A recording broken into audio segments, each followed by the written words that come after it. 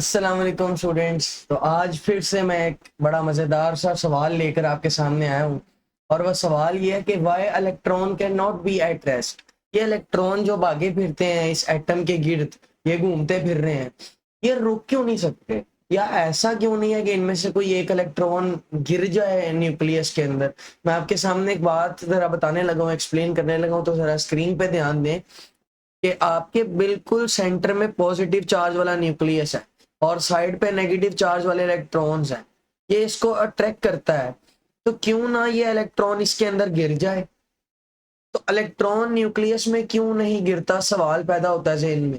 और why electron can not be at rest, ये electron रुक क्यों नहीं सकता, पहला सवाल। और दूसरा सवाल कि इलेक्ट्रॉन न्यूक्लियस में गिरता क्यों नहीं है।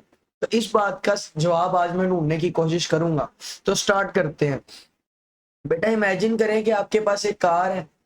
ये जो कार है, आप इसके मुख्तलिफ पैरामीटर्स मुझे बता सकते हैं। मिसाल के तौर पर अगर मैं पूछना चाहूँ कि ये कार की रफ्तार कितनी है, तो आप मुझे इस कार की वेलोसिटी बता सकते हैं। मिसाल के तौर पर आप कह दें कि इस कार की वेलोसिटी 20 मीटर पर सेकंड है, यानी आप इसकी रफ्तार बता सकते हैं। और रफ्तार बताने के साथ साथ आप हर लम्हे इसकी पोजीशन भी तो बता सकते हैं। इसका मतलब ये है कि आम दुनिया में आप किसी चीज की रफ्तार भी बता सकते हैं और आप उस चीज की पोजीशन भी बता सकते हैं कि वो इस टाइम कहाँ पर मौजूद है।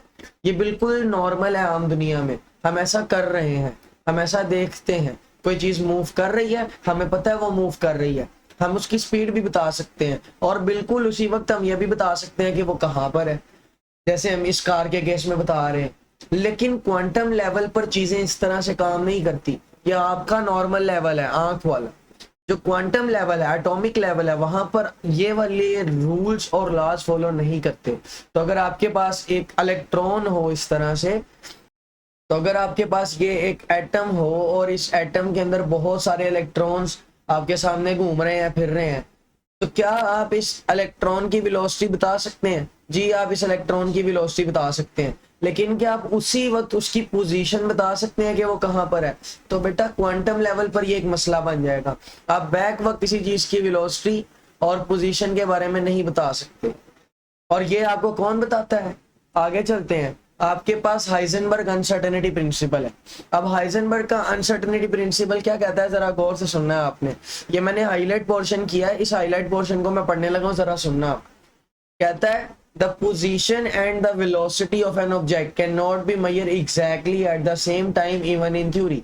इसका मतलब यह है कि अगर आपके पास यहाँ पर कुछ इलेक्ट्रॉन्स हैं, तो आप उनकी वेलोसिटी के साथ साथ पोजीशन एक टाइम पर नहीं बता सकते।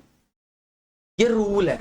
क्वांटम लेवल पर चीजें ये चीज फॉलो कर रही हैं। और सबसे पहले जिसने हमें ये बात बताई थी वो ये वाले साइंसदान थे और इनका नाम था वर्नर हाइजेनबर्ग।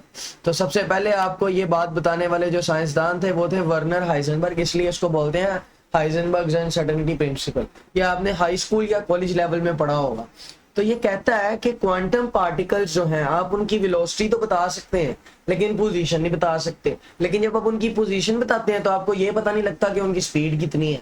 इसका मतलब यह है कि सेम टाइम पर वेलोसिटी और पोजीशन आप नहीं बता सकते।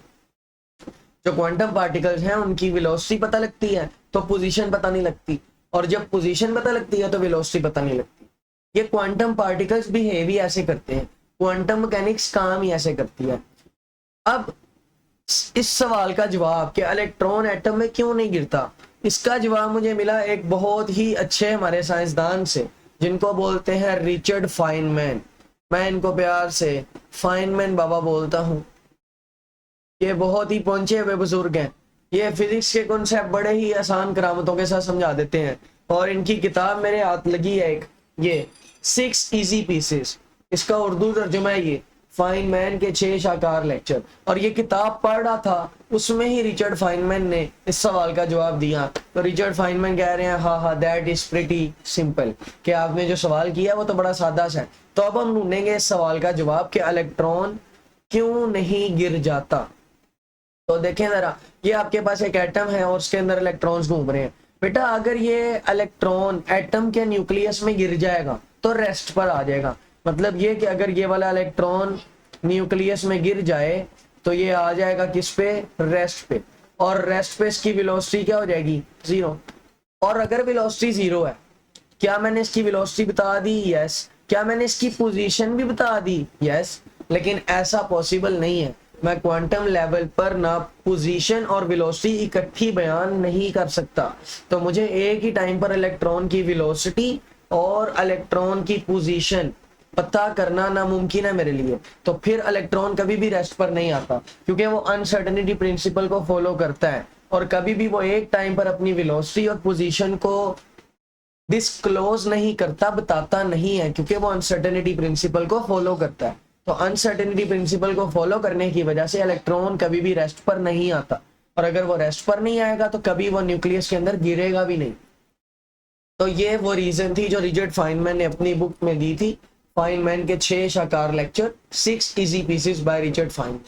तो ये बड़ी ही एग्जैक्ट रीजन है इस सवाल की। मुझे उम्मीद है आपको समझ में आ गई होगी। अगर कोई आपका सवाल हो तो आप कमेंट सेक्शन में पूछ सकते हैं।